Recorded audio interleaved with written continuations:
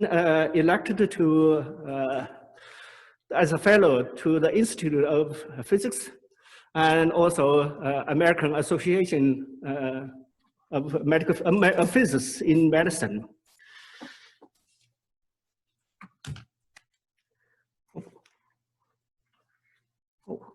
Okay, he has also has done many wonderful works in mentoring people. He has more than 30 postdocs, and he has 10 PhD graduate students. Today, his talk will be on artificial intelligence, AI in medicine, challenges and opportunities. One more thing I want to add to this introduction is his mentor was Dr. Kominori, Jiang, as many local people called him Dr. Kominori. So we have a strong link between Dr. Steve Jiang and the UMC Radiation Oncology Department. I think it's about time, right? Okay, let's give him a warm welcome, and Steve Jiang. You do switch, right? Is it time? Yeah, it's right time.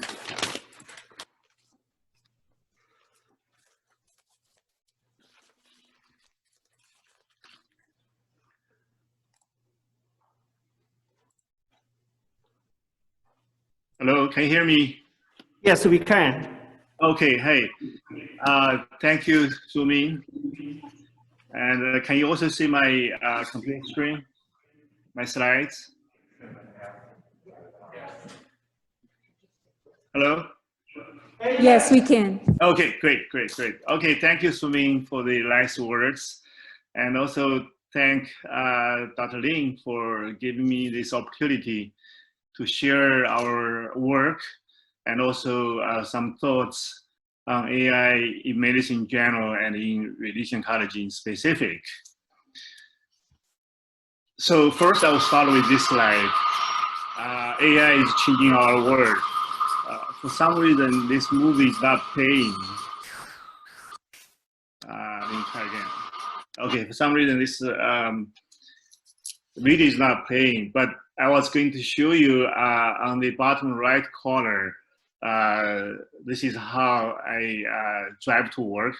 I'm also coming home from work every day for almost 3 years now. It's Tesla autopiloting. So that's part of the AI. AI is also going to transform healthcare, I believe. I strongly believe that's going to happen. And it has been changing a lot of aspects of healthcare right now. So I'll start with a brief introduction of our AI research in Maya Lab. Maya Lab stands for Medical Artificial Intelligence and Automation Lab. We started this lab about 3 years ago, July 2017. And at that time, we were totally convinced AI is, the future. AI is, the lifetime chance for us to contribute as medical physicists to, radiation oncology and to medicine. So I gathered a group of colleagues who are interested in this field. Now we have 10 PIs in the lab. It's a multiple PI lab. And we have about 30, sometimes it varies between 30 and 40 graduate students and postdocs working on various aspects of AI research in radiation oncology and beyond. So our mission is to innovate, develop, and apply AI technologies to empower clinicians, especially those with less experience or limited resources, for improved patient care. So we try to approach this mission from 3 aspects. One is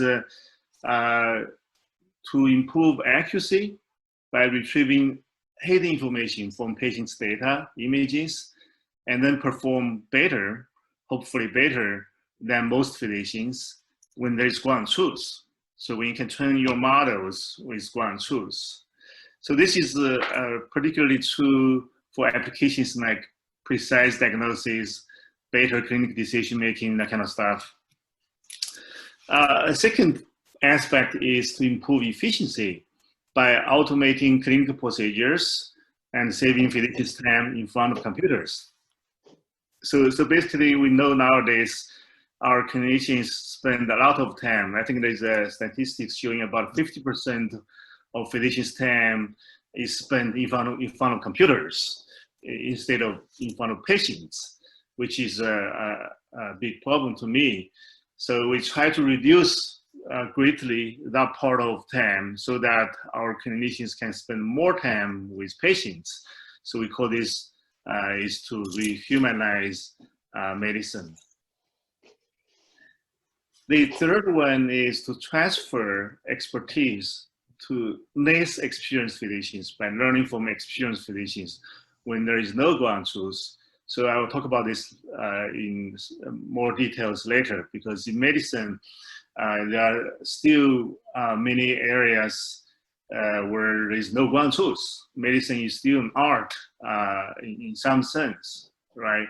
So there are still strong physician personal styles. We have shown experienced physicians in major academic centers may have more expertise, experience, better training.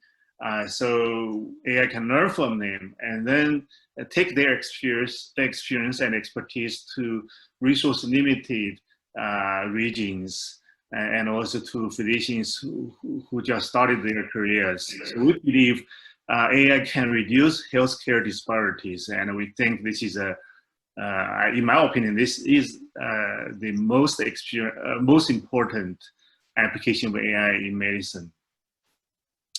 So the research focuses of my lab. I will use this example to illustrate what we are trying to do here. So FDA approved an AI software. I think it's in February this year. So basically, with this software, this is for ultrasound, echocardiogram. The idea is the software can tell you how to move the probe on the patient's chest. The software can tell you you need to move it left, right, up and down, right? And also the software can capture good images automatically. So basically, with this AI software, anyone can take ultrasound images. You don't need any training. You don't need to be a radiologist like in many other countries, or like ultrasound technicians like here. You don't need any training. So I believe this is, this is very impressive. This is great. And combined with, smartphone, and then you can have ultrasound taken by anybody in any rural areas, and then you combine with telemedicine. So I think this is this type of work has a great future. So it has three features, this type of work. Number one, it is to empower clinicians with AI, not trying to replace clinicians. So that's what we are trying to do too. And it is to automate and or augment clinical procedures with AI, not just to focus on informatics or data science. Because nowadays, when you talk about AI in healthcare, most of the work is about informatics, about data science, big data, right? That kind of data analysis. This is not. So this is another main focus of our work. And the third one, like I mentioned, this is going to reduce healthcare disparities. And again, I believe this is the most impactful application of AI in medicine. It's going to save millions of lives in the future, I believe. So we also, like everyone else, we also work on medical image segmentation.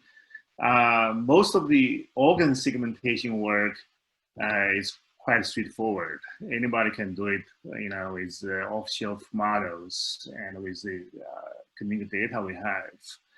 So we leave that kind of work to vendors, because vendors do have some commercialized products now in that area. So we focused on the auto-segmentation of challenging organs, such as thyroid, also some other organs. And also in radiotherapy, CTV segmentation is quite challenging. I'll give you an example later.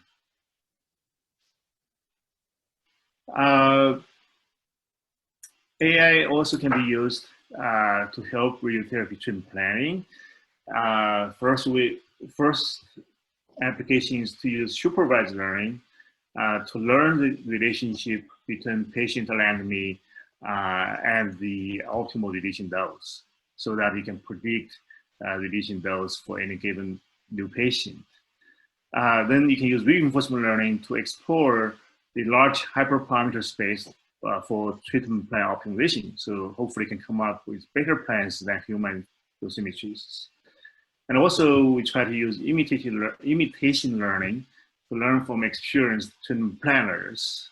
This is very similar to how to train AI playing video games or driving cars.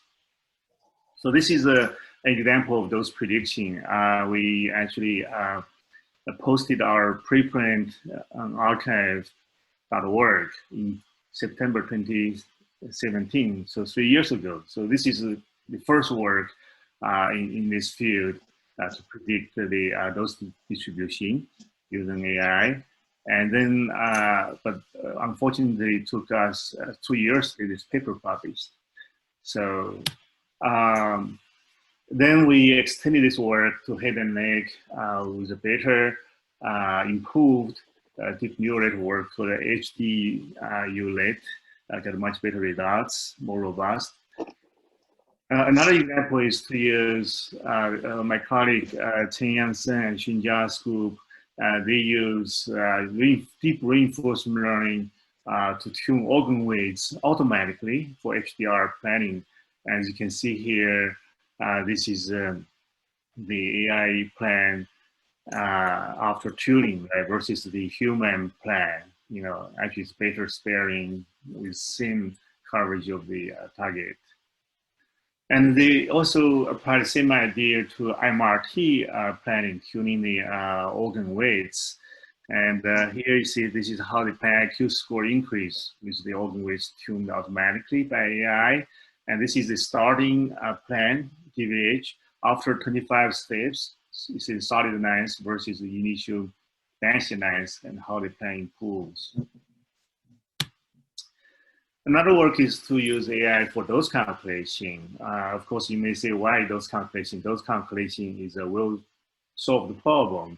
But we thought this can be used because this is totally different from any other dose calculation models. So this can be used as a secondary dose check. But later on, we found out it can be very accurate. Like in this case, if you look at even 1 millimeter, 1% gamma criterion, which we don't use clinically, but here I just want to see, essentially with AI, you can improve retracing dose to Monte Carlo dose level of accuracy in real time, and we believe this can be a new generation of dose engine, you know, real-time efficiency, Monte Carlo accuracy. Why AI can do that? Because deep learning can learn the difference between a simple, such as restriction dose, and a more sophisticated dose calculation method, such as Monte Carlo simulation. The difference between the two is the scatter dose and the homogeneity effect. The deep learning can learn that relationship between your restriction dose and the CT images. We then apply this idea to Eclipse, AAA dose calculation, and Accurus XD. So the idea is, you know, we use deep learning to bring the dose calculation accuracy from AAA level to Accurus in real time. So in this case, we tested with lung cases. We have 120 lung cases in Eclipse with all kinds of modalities, treatment techniques, you know, lung coplanar 3D, 3D conformal arc, MRT, VMAT, also pre-sweeping dose ranges from 24 gray to 60 gray. Energies, beam energies ranges from 6 MV, 10 MV to 6x FFF and 10x FFF. Again, if you look at the gamma passing rate, basically we bring the original, if you look at 1 millimeter, 1%, we bring the original AAA dose accuracy, which is about 86% to 98%. We also apply this idea to Monte Carlo dose calculation, pencil beam versus potent dose calculation. So pencil beam to Monte Carlo dose level. Again, you can see the accuracy improvement is from 70-some% to 90-some%. So another application of AI in treatment planning is for beam orientation optimization. We call it BOO. So we got this idea from AlphaGo. So we look at CyberLife and AlphaGo. We see a strong similarity there or analogy. So AlphaGo tries to find out what's the next optimal move to win this game.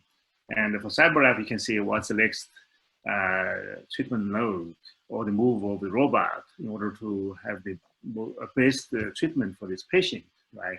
So we see a strong analogy. So that's why, several years ago, about 3 years ago, we decided to use similar algorithms to optimize CyberLife and 4-pi beam angles. So first step, we call it deep blue. That's our deep learning code that we developed. Version 1 is to train a policy network using column generation. So basically here, you don't have to do those calculations. You don't have to do the pre-dose calculation for each potential beam angles. And you can achieve similar accuracy, much higher efficiency. And second one is use Monte Carlo guided tree search to improve the policy neural network. And also you see improved results for the plan. We are currently working on version 3 now, trying to get both quality of the plan and accuracy of the planning, efficiency of the planning at the same time. So that's what we're doing, we're working on right now.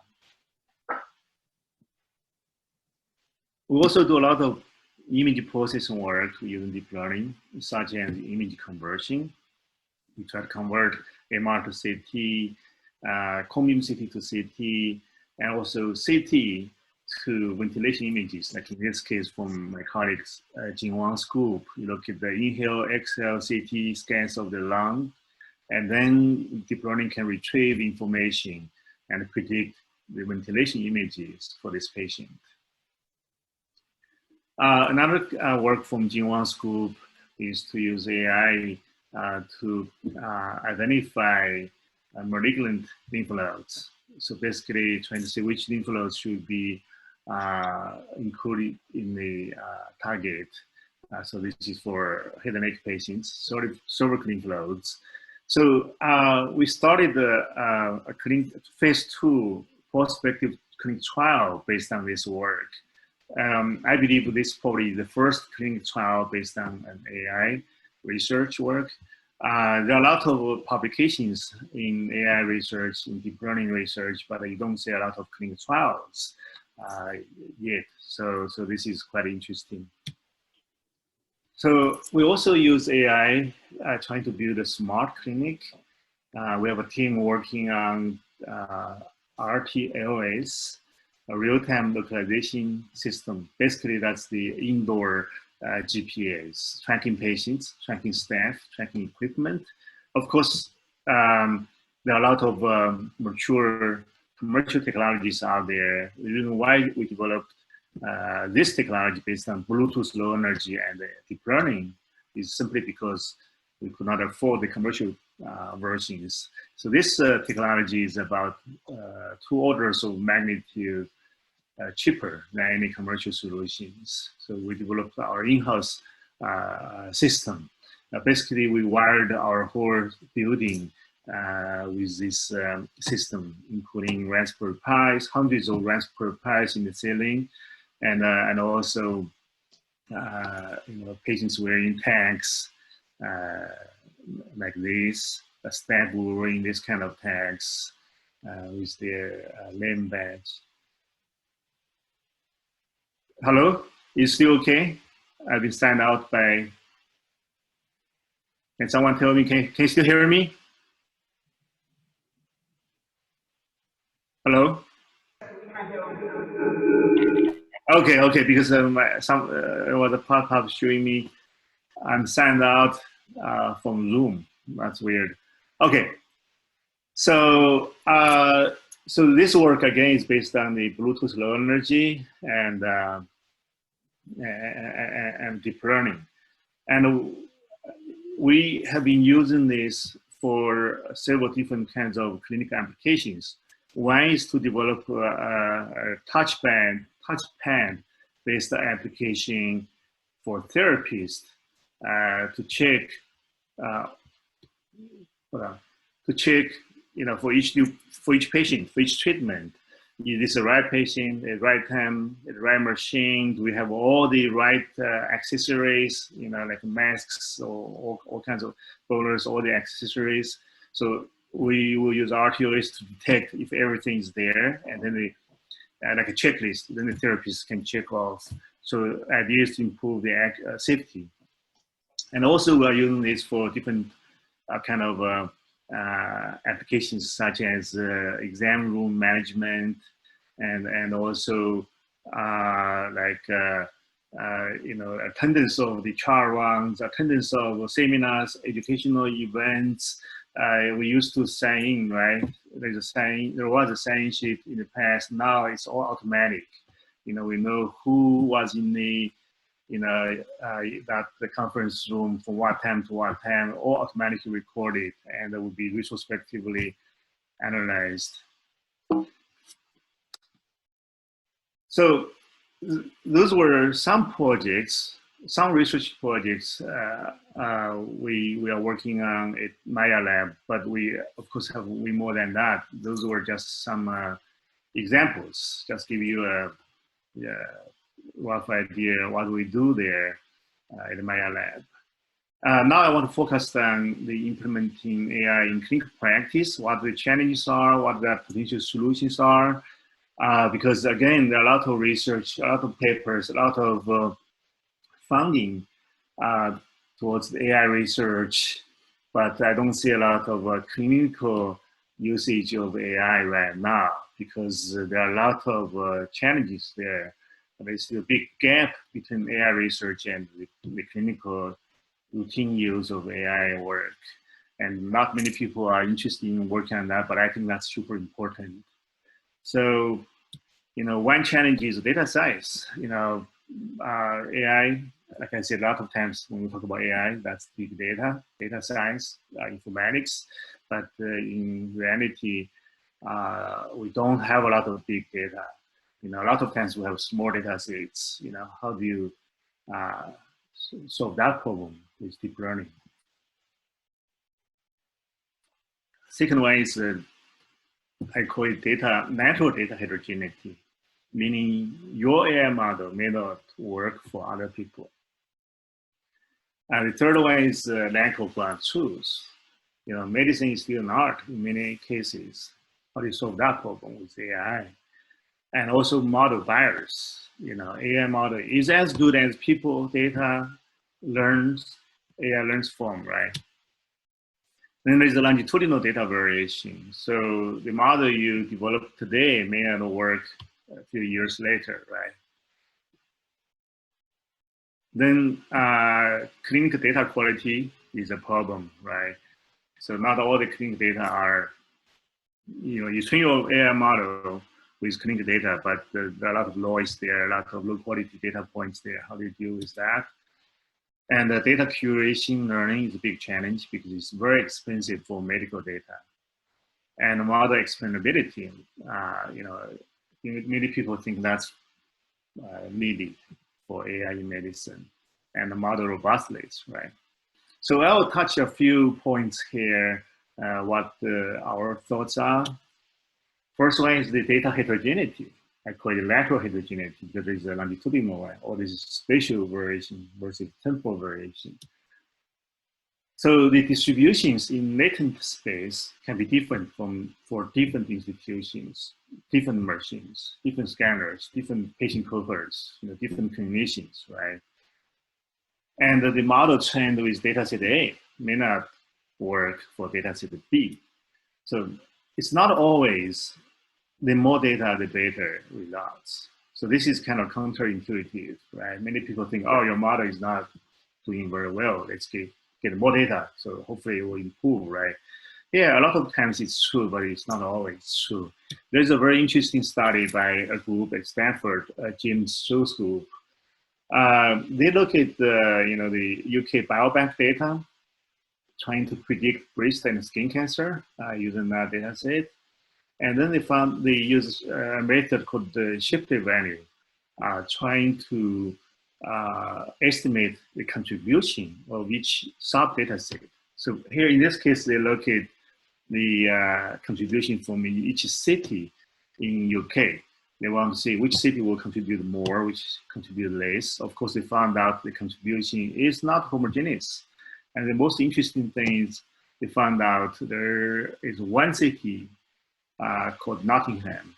The contribution is negative to the model performance. So meaning if you include the data from this city, your model will do worse. So it's very interesting. They did not know why. Might be because of band-1 radiation in that area, pollution, or whatever. There is a reason there. So that's very interesting. So this probably is not true anymore, but at least a couple of years ago, you look at all the publications, many people would train the model using their data, their patients' data, and then they test their model using the same data set. And then you have no idea how this model will work for other people's patients, other hospitals' patients, right? So there's no idea about model generalizability. So now, of course, many people realize that's a big problem. So now if you look at many journals, they require you to test your model, at least using one external data set, right? So, but then it's still not good enough in my opinion, because even if it works for one data set, so it's not enough, right? It shows some generalizability, but it's not enough. So how to demonstrate the model generalizability efficiently and sufficiently? I think it's a big challenge. I don't have an answer for that, right? And also, many people, at least maybe less now, but in the last few years, pretty much everybody in AI was thinking, okay, we can build a universal model, works anywhere, anytime for anybody. But I still have this strong doubt on that, right? Can you do that? I think that may not be realistic for many clinical applications. So there is one example. So this paper was published in Nature, I think January 1st of this year. So it was considered a very important paper. So this study was to using AI for mammography-based breast cancer screening. They trained the model using the UK data set. You can look at it here. And then they tested there. They got very good results compared with the performance of several radiologists. And then they tested the model again using a data set from USA. Actually, that's data from a hospital in Chicago. They see the AUC decreased from 0.89 to 0.81. So it's about 10% decrease in performance when you move the model from UK to US. But this claim that's still good enough, right? Just 10% decrease. 0.81 is still quite good. And it also outperforms 6 radiologists. So that was considered a big achievement. And then they claim in the paper, we provide evidence of the ability of the system to generalize from the UK to the USA. So I look at that, I say, hey, this is a very bold statement, right? So now you cover 2 countries now. But then I look at the paper carefully, I see this is just a data set from one hospital in US. And most of the images, 90-some%, I forgot, of the images in that data set were acquired with devices of this same vendor, right? You don't know if you even don't know if the model is going to work well for other vendors, right? Then you don't know. This is a patient population in Midwest, in Chicago area. You don't know if it's going to work in Miami or in California, right? So this is a very good example showing how important the model generalizability is, and also how little we know about it and we do about it right now. What is our solution if universal model does not work? So our solution is to train the model with your own data, whatever data you have. But when you deploy the model, not trying to assume your model is going to automatically work for the local data set, for the local patient population there, or hospital protocols there. You have to transfer your model through transfer learning, domain adaptation to the small local data sets for the end users. So we call that model commissioning. This is what we do all the time in radiotherapy, right? We commission the planning systems to our own Linux. We just don't assume whatever we got from the vendors will work, right? So this is the same idea. So this is one example. Like this is for those prediction. We developed those prediction model for posted VMAT. And then we found out, even within our own institution, we have different styles of those distributions. If you look at this, right, there are 4 different styles. So we developed a model using this source data set, this one style. And we want to see how it works for other styles. We also had a collaborator in Europe, so we got their data, and their style is also different from ours, right? So I want to focus on their data set here because of the time issue here. So this is actually the DICE score. When you compare 2 isodose surfaces, volumes, you can calculate the overlap of the 2 using DICE coefficients, right? So this blue curve is like if we deploy our model to this European data set, this is how it looks like. It's not very good, right? You see this? But now if we do transfer learning, if we use a small data set from them, in this case, 20 patients, then we fine tune our model automatically using these 20 patients. Then we say, okay, we test the model on the other 40 patients. Then we see how the model performance. Now that is this red DICE score curve. So x-axis here is a different dose level, right? At each dose level, you have an isodose surface. So you can calculate the volume, the DICE score of the volume between your model and the ground truth, the clinical plan, right? So this is the European dose distribution. If you deploy the model directly like this, it looks like this, which is very different. Now with transfer learning, you see how the model improved, right? We also did this kind of model generalizability study. The paper just got accepted by a new journal of IOP publishing, which is a publisher for PMB. The journal is called Machine Learning, Science and Technology. So here we look at the cone beam CT to CT conversion. We have done a lot of work in that area. So we train the model using head and neck data from variant scanners, right? Cone beam CT scanners. And we want to test how it works on, prostate, cervix, pancreas, variant, Elekta scanners. So different vendors and different tumor sites. So here is the example, right? You can see if you deploy your model on different from post, you train your model using head and neck images. Now you deploy it on prostate, but it's still variant, so same vendor.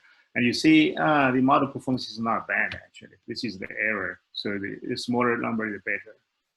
However, if you deploy the model to a different vendor's images, you see the model actually is not doing very well. So vendor plays an important role here. Now we do transfer learning, domain adaptation. We found out we can achieve very good accuracy with a small data set in the target application there. So lack of ground truth is another big problem. Like I said, medicine is still an art. I keep saying that.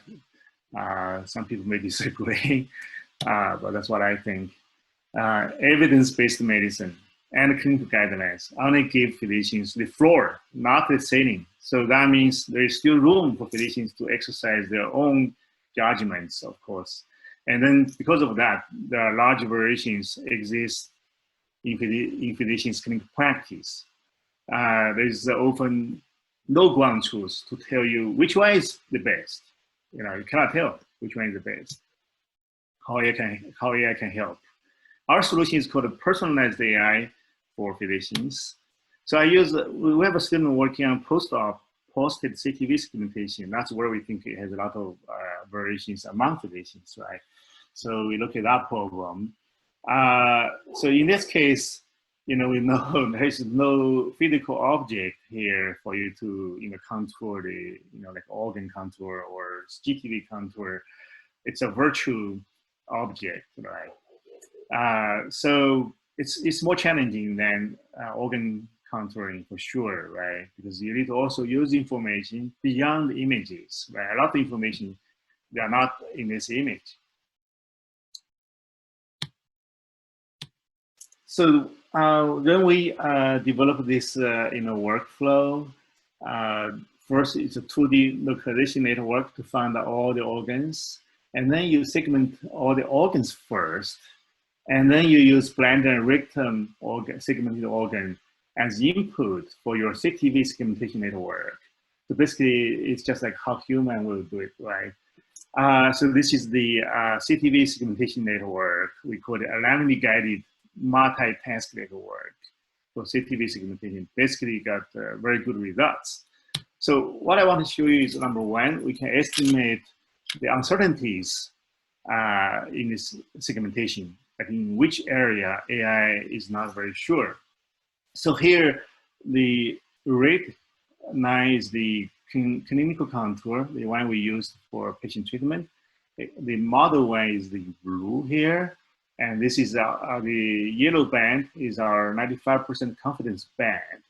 So AI tells you, okay, in this area, I'm not sure if my model is correct. The reason for that is when I trained the model, there are a lot of variations in that area from the training data set, right? Because different physicians will contour different amount of bladder in this case, right? So we want to give physicians this tour. When you review AI contours, you don't want to go through each image slice, each contour one by one. It may take too much time for you. And then you'd rather to just manually contour the organs or CTV yourself. So here we say, okay, don't waste your time in those areas with small uncertainties. We're quite sure the AI model works. But in this kind of large band, we are not very sure. That's where you should pay attention to, right? We also compared our AI model with residents. We had a few residents working on this. So the blue bar is the physician versus AI model, the dice score here, CTV. The red curve is physician versus residents. And you can see AI constantly outperforms the residents. So basically, you can have an AI resident to help you, to give you the initial CTV contour, right? We also did the reader study with 30 test patients. We completely anonymized the data. We gave physicians two contours. One is the original physician's contour. The other one is the AI contour, of course, in a blind way. So you don't know which one is which. And we asked him to score in like this level, this scale. If it's completely acceptable without changes, you give a 4. With minor changes, you give a 3. With major changes, 2. It's totally, if it's totally garbage, then it's 1, right? We also ask physicians to guess which one is AI contour, which one is physician's contour, right? So this is what we found out. So for patients originally contoured by the same physician, of course, at least 2 years ago, right? So you don't remember, likely you don't remember this was your patient. So for the patients originally contoured and evaluated by the same physician. We are trying to look at the intro-observer. This is called intro-observer evaluation. So we look at the average score is 3.4 for the physicians contours and 3.2 for AI contours. Very similar, right? Comparable. About 60% of the time, physicians can identify correctly which one is physician contour, which one is AI contour.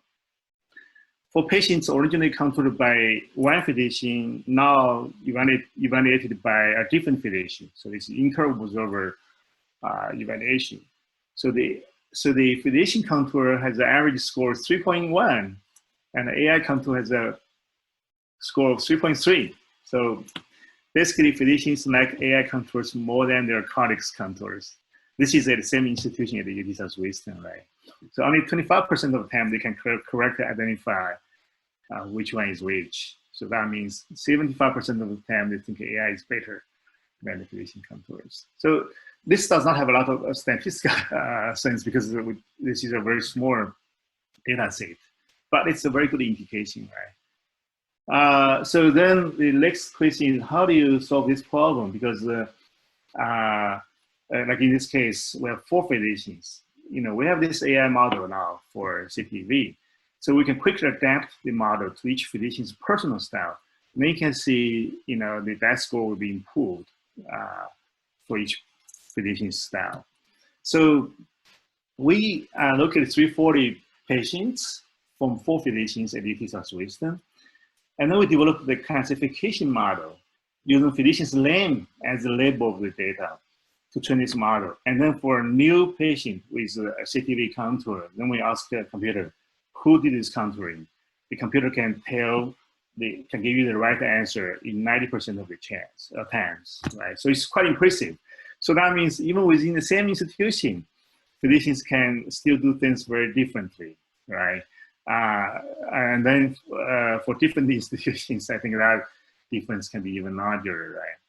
So the proposed workflow is to train CTV segmentation model using whatever data you have. And then when you deploy the model, you found the physician's personal styles from the local data. You automatically adapt the initial model to each style.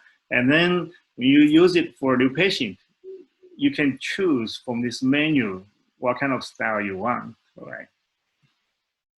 Bias issue is a big problem. Like I said, AI is as good as the people data it learns from.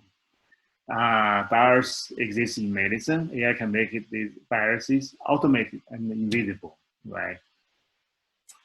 It's many from bias training data set. So I want to give you an example, right?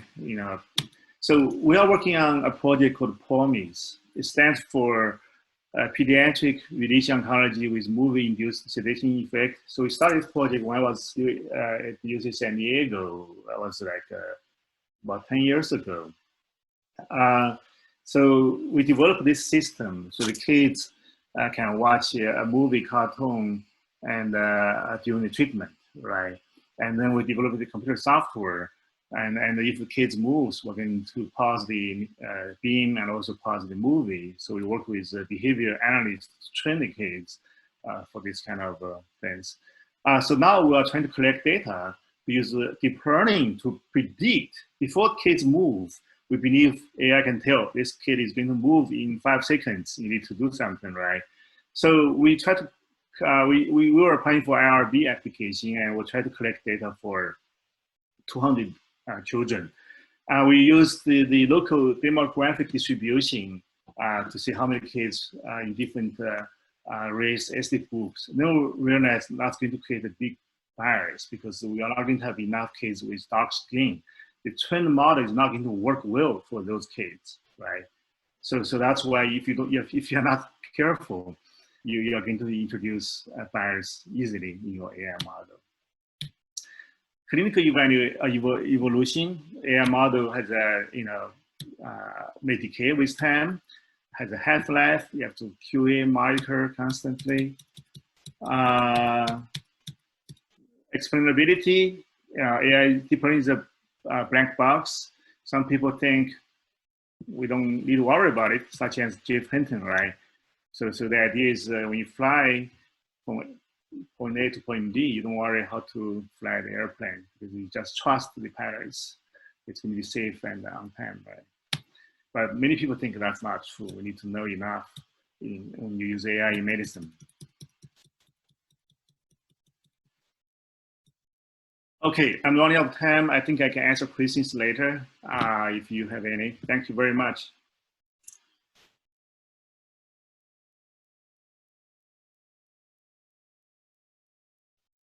That's a great talk. Yeah.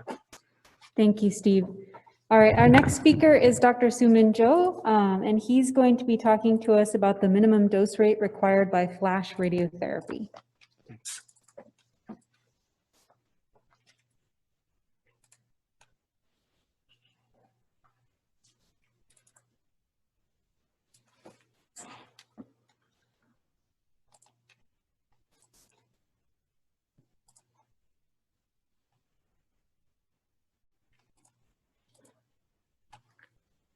Well, thank you very much for the invitation. The title of my talk today is Minimum Dose Rate Required by Flash Radiotherapy, or RT, a dimensional analysis. In radiotherapy, very often we have to deal with two probabilities, the tumor control probability and the normal tissue complication probability. These two are TCP or NTCP. Very often they are quite close to each other. The so-called therapeutic window is narrow. So we have to pick a compromised prescription dose, which will give us a good TCP with an acceptable NTCP. Now, imagine if you can keep the TCP minus curve minus at the same location, but push the NTCP curve to the high dose end, the therapeutic window will be much wider now. And you can pick a dose which will give you almost a perfect TCP with a minimum NTCP. How can we achieve this? We believe the flash RT or ultra high dose rate RT is a potential solution. The phenomena of cell radiosensitivity decreased when you use flash radiation has been observed many times in the past. For example, as early as 1958, it was observed in bacterial cell line in vivo experiments, and also